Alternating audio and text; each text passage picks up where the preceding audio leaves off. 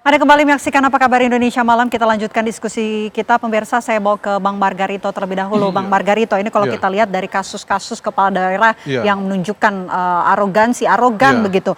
Apa yang bisa dilakukan untuk kemudian menghindari kasus-kasus seperti ini terjadi lagi? Saya rasa ada dua hal ya. Pertama, memang Kementerian Dalam Negeri mesti diberi wewenang lebih untuk dalam tanda petik memberi sanksi terhadap perilaku-perilaku kepala gubernur, bupati, wali kota yang kira-kira mirip dengan ini. Yang kedua, DPRD juga aktif mengawasi yang begini. Kalau kita lihat kasus ini kan terlihat betul DPRD tidak bikin apa-apa nih. Padahal ada hal yang salah secara hukum. Apapun alasannya tadi itu salah ini orang. Begitu ya.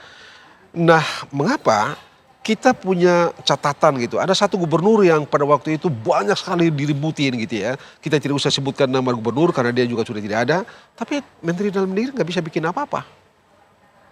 Padahal kelakuan ini orang itu membawa efek langsung. Tidak saja pada pemerintahan di daerah itu, tapi juga kehidupan di organisasi pemerintahannya, di kantor gubernur misalnya, tapi juga efeknya kepada masyarakat. Tapi Kementerian Dalam Negeri nggak bisa apa-apa, nggak bisa bikin apa-apa karena memang undang-undang tidak memberikan kewenangan lebih kepada Menteri Dalam Negeri untuk mengambil tindakan yang dengan itu membuat orang dalam tanda petik agak sedikit jerah. Mengirim pesan kepada orang lain yang kira-kira memiliki bakat itu untuk, wah kita bahaya nih. Misalnya nih, siapa tahu di Undang-Undang Nomor 23 2014 itu kalau diubah, di batas tertentu orang itu katakanlah mesti diberikan sanksi administrasi tidak dalam bentuk teguran seperti sekarang ini, tapi di break dia misalnya 2 bulan tidak boleh menggunakan kewenangan. Anda harus disuruh berhenti sementara 2 bulan misalnya tidak bisa bikin apa-apa. Mungkin itu akan menakutkan. Kalau ini biasa juga dia bikin lagi nggak apa-apa, teguran lagi. Tidak akan berakibat pada dia berhenti dari jabatan atau berakibat apapun terhadap hak-hak protokoler yang dimiliki pada bupati, gubernur atau wali kota. Jadi betul ini akan membuat orang itu dalam tanda petik di label Anda ini pernah diberikan sanksi administrasi loh. Tetapi mana orang pikir itu sanksi administrasi itu kalau tiba nanti di pemilihan lagi kalau dipilih langsung, mana rakyat mau pikir barang itu? Begitu. Nah karena itu sekali lagi kalau saya sebagai orang hukum itu ya, saya usul lah gitu, akan datang Kementerian Dalam Negeri sebagai pengawas dan pembina pemerintahan daerah harus diberi kewenangan lebih mewakili presiden untuk memastikan gubernur-gubernur, bupati-bupati, wali kota itu on track dalam mengelola pemerintahan. Apakah itu dalam bercakap, bertutur kata dengan masyarakat, dengan aparaturnya sendiri, termasuk dalam memperlakukan level ketaatan dia terhadap hukum. Sebab kalau tidak begitu, saya rasa ini kalau Kementerian Dalam Negeri jeli menggunakan intelijen cek, ketemu banyak nih yang begini ini nih. Yang begini, saya tahu ada beberapa, saya tahu betul itu, cuman tidak usah bikin tambah masalah. Jadi masukannya adalah agar kewenangan dari Kementerian Dalam Negeri harus ditingkatkan. Harus ditingkatkan, ditambahkan. Baik, saya mau ke Pak Wamen kalau begitu. Pak Wamen, ini kan salah satu hal yang bisa dilakukan oleh Kementerian Dalam Negeri adalah untuk kemudian mengawasi gerak-gerik dari kepala daerah, termasuk juga melalui media sosial begitu. Apakah dari Kementerian Dalam Negeri ini juga sudah mengeluarkan surat edaran kepada kepala daerah untuk bersikap begitu, untuk menjaga komunikasinya maupun sikapnya di hadapan publik? Sebetulnya instrumen hukum yang bisa digunakan untuk melakukan penindakan terhadap kepala daerah itu sudah ada. Artinya ya seperti kemarin mungkin masih ingat ketika Bupati Indramayu melakukan pelanggaran kunjungan ke luar negeri tanpa izin, itu kemudian kita berikan sanksi pembinaan dalam waktu 3 bulan begitu ya. Jadi ada teguran tertulis, ada pembinaan, ada perberhentian sementara, sampai ujungnya ada bisa saja pemberhentian tetap apabila kepala daerah dianggap tidak menjalankan kewajibannya atau tidak menjalankan program-program prioritas dari pemerintah pusat. Itu ada. Jadi ruangnya itu dari mulai yang sangat lunak begitu ya, teguran sampai pemberhentian sebetulnya sudah ada. Sama seperti di DPRD juga ada mekanisme pemakzulan yang diatur melalui pansus, angket, interpelasi dan lain-lain begitu kan.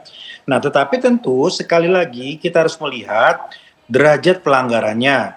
Jangan sampai kemudian pelanggarannya dalam kategori administratif atau ringan, kemudian tuntutannya adalah pemberhentian. Bisa kita bayangkan betapa tidak stabilnya politik daerah, ke sedikit-sedikit kemudian sanksinya begitu keras begitu, maka akan menimbulkan instabilitas. Tetapi kami tentu sepakat bahwa kepala daerah ini harus mawas diri, menjaga lisan perbuatan kebijakan agar tidak menimbulkan persoalan-persoalan seperti ini.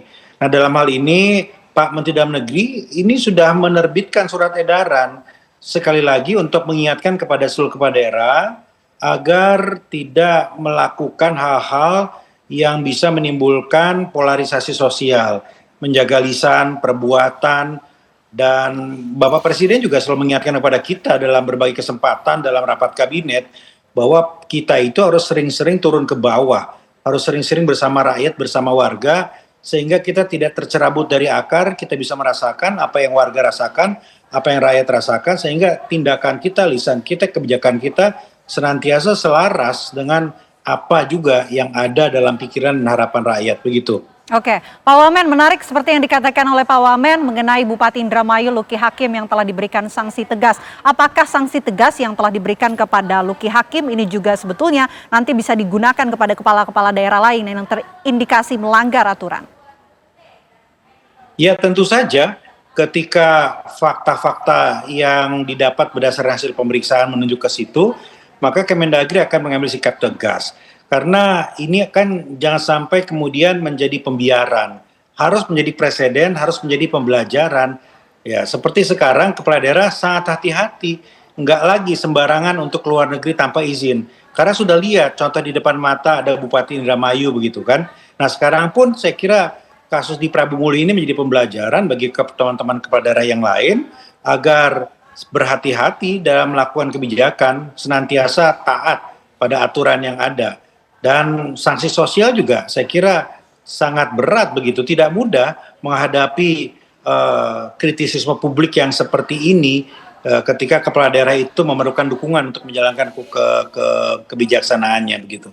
Oke, baik, saya mau kembali ke Bang Margarito. Bang Margarito, kalau kita lihat di Pati, Bupati Pati Sudewo ini juga mendapatkan protes keras dari warganya, termasuk juga Kemendagri sudah memberikan sanksi begitu. Tapi kalau kita lihat dari DPRD belum juga terlihat langkah yang jelas mengenai. Nah, itu kalau kita bicara dalam perspektif itu kan, Anda tunggu DPRD bergerak atau Anda tunggu Menteri Dalam Negeri. Faktanya sekarang kayak di Pati itu tuh, begitu kan? Sudah apa riuhnya kayak gitu lah. Tapi belum juga ada keputusan. DPRD diam-diam nggak bikin apa-apa, dan Kementerian Dalam Negeri juga tidak bikin apa-apa. Misalnya nih, saya nggak tahu apa sudah dilakukan atau belum gitu ya. Tetapi begitulah yang kita lihat sekarang ini. Kan yang di Pati ini kan bukan baru hari ini kan ini. Sudah beberapa kali, sudah beberapa waktu yang lalu udah ribut begitu ya. Lalu tenang dikit, sekarang ribut lagi. DPRD tidak melakukan apa-apa.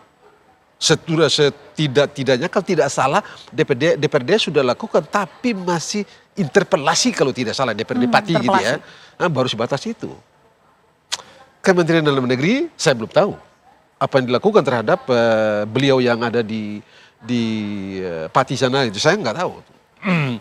Nah, ini yang saya tidak tahu ya bagaimana respon Kementerian Dalam Negeri. Apakah mereka dapat berinisiatif untuk mengambil tindakan tertentu secara administratif untuk misalnya yang dengan itu membuat keadaan menjadi dalam tanda petik nyaman kembali seperti kemarin. Saya tidak tahu gitu ya. Tapi rasanya perlu dipikirkan betul prosedur lain. Dipikirkan prosedur lain ya yang harus memungkinkan Kementerian sebagai Dalam Negeri solusi tepat. Oke, baik. Bahwa level sanksinya kita mesti berimbang. Ya, gitu. Oke.